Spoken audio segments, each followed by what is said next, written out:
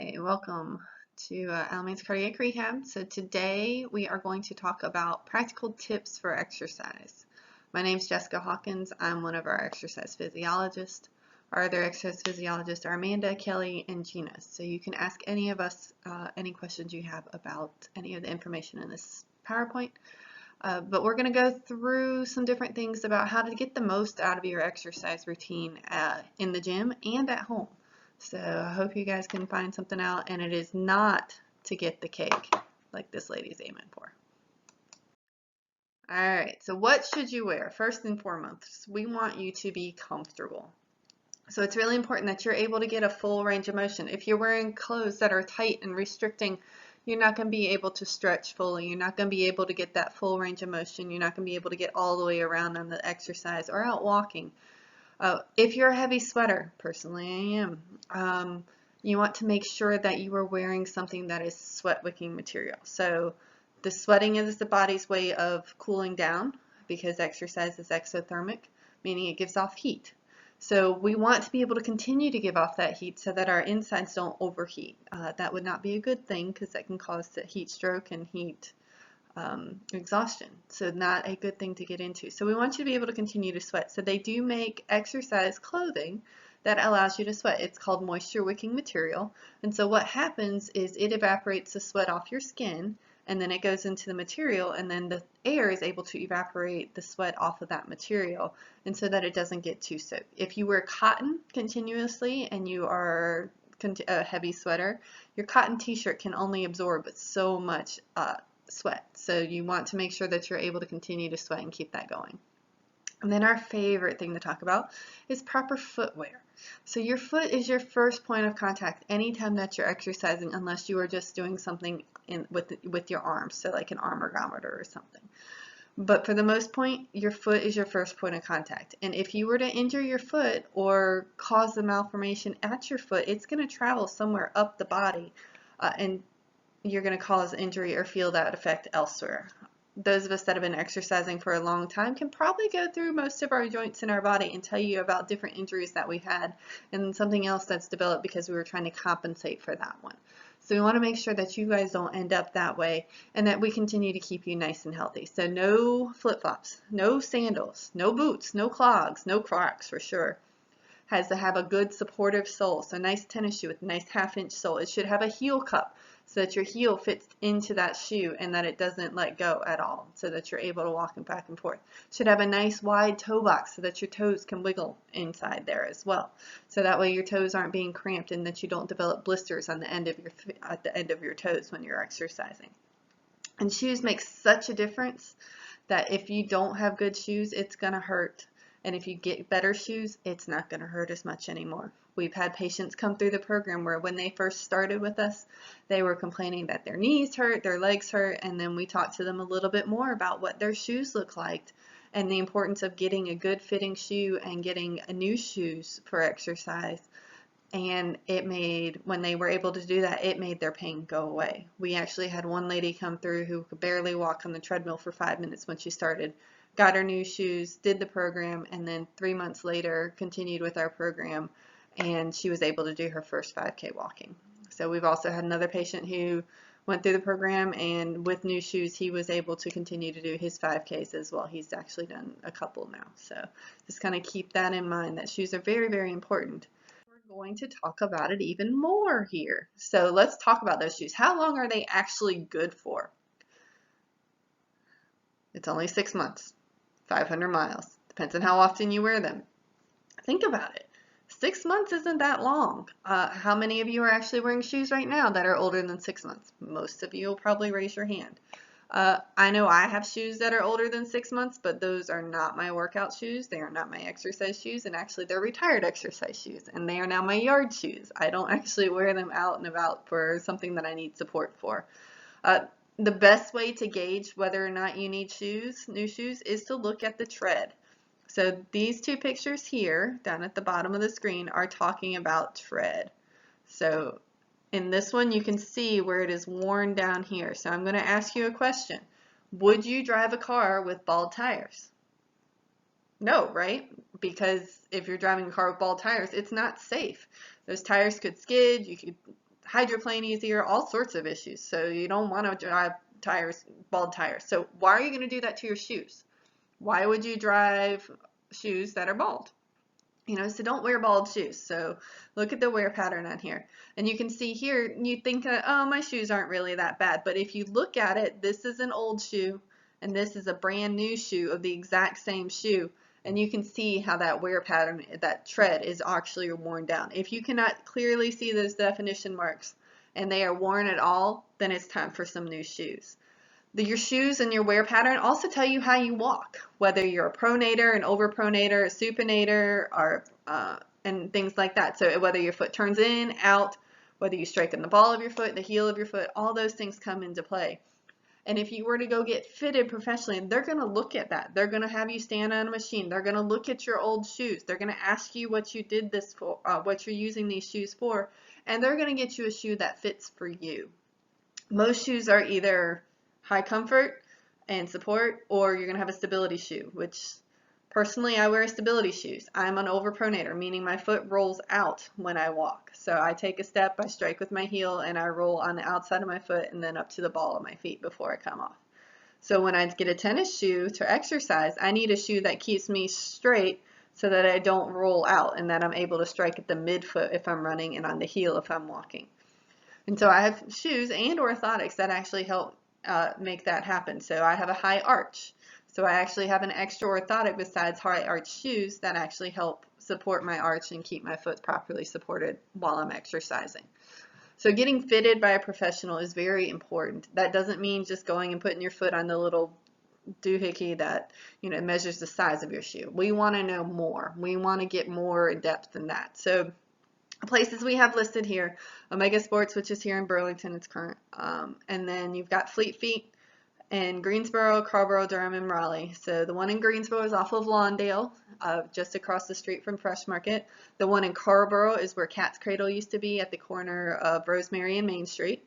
The one in Durham is on the far side by the streets of South Point, the same side of the street that REI and World Market are.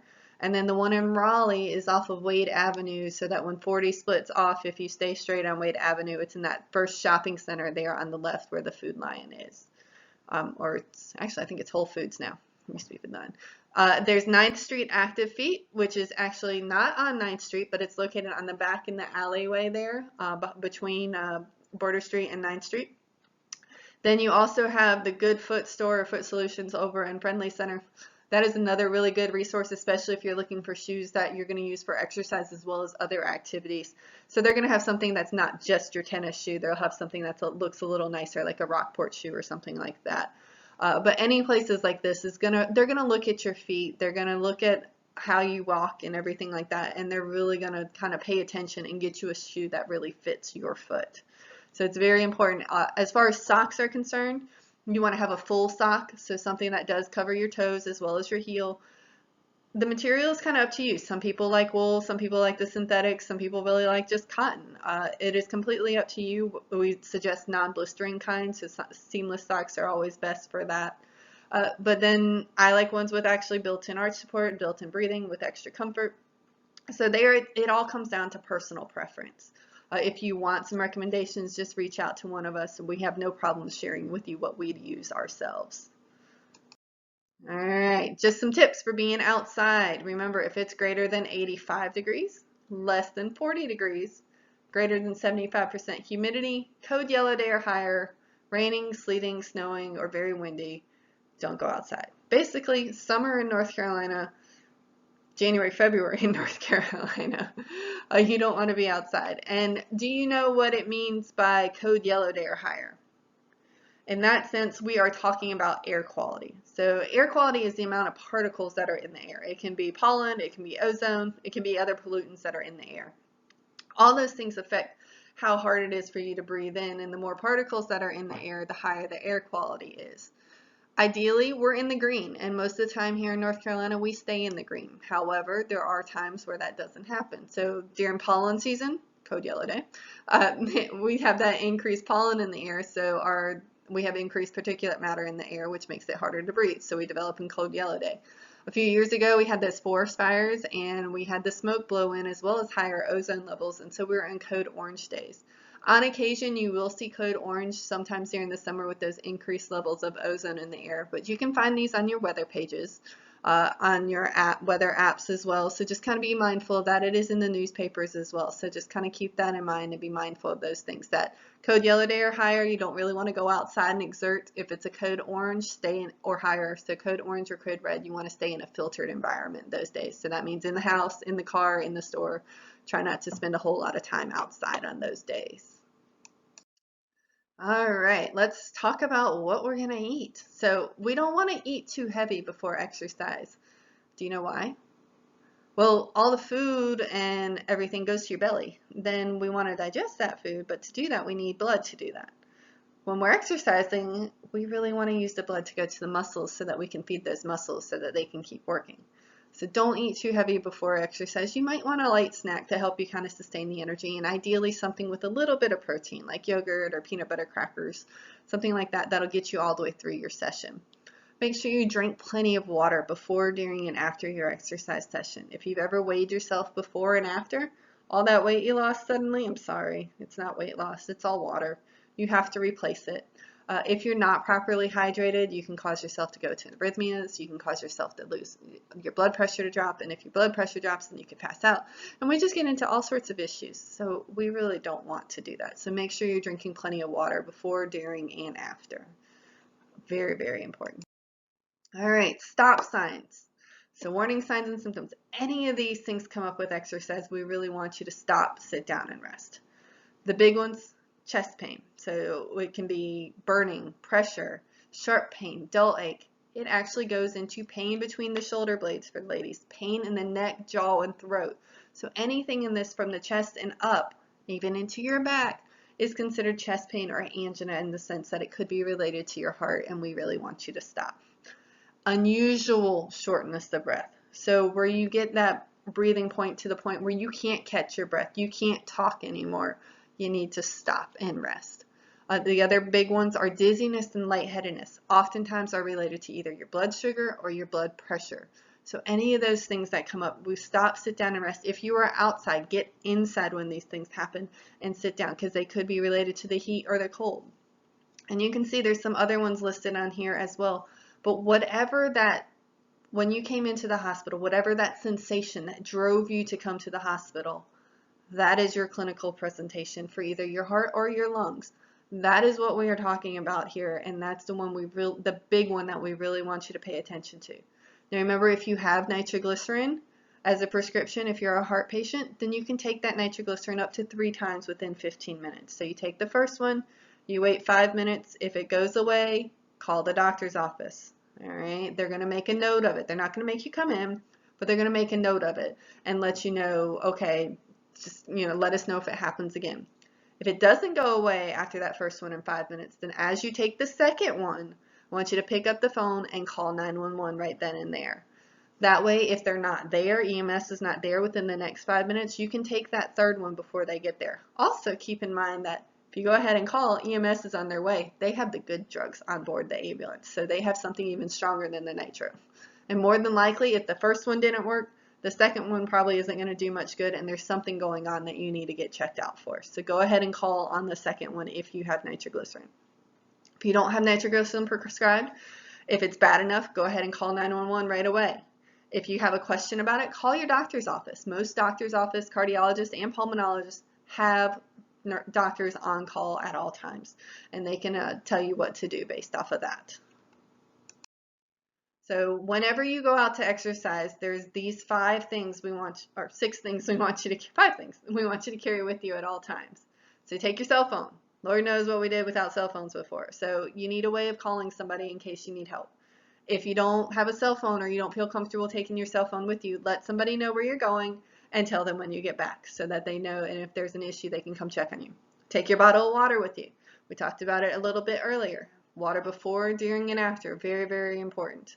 If you have nitroglycerin, it should be on your person at all times. Not in your pocketbook, ladies, not locked in the car, not locked in the sock drawer, gentlemen, at home, not sitting on the bedside table at home.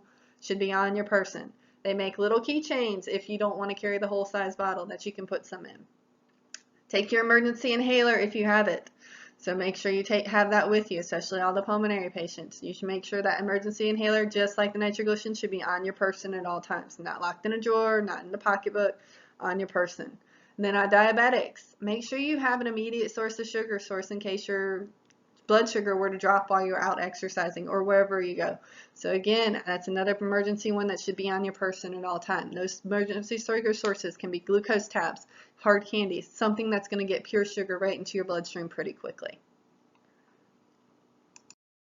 All right, so where can we go? So you got lots of options. Well, you can always exercise at home. We have those exercise videos for you guys to use.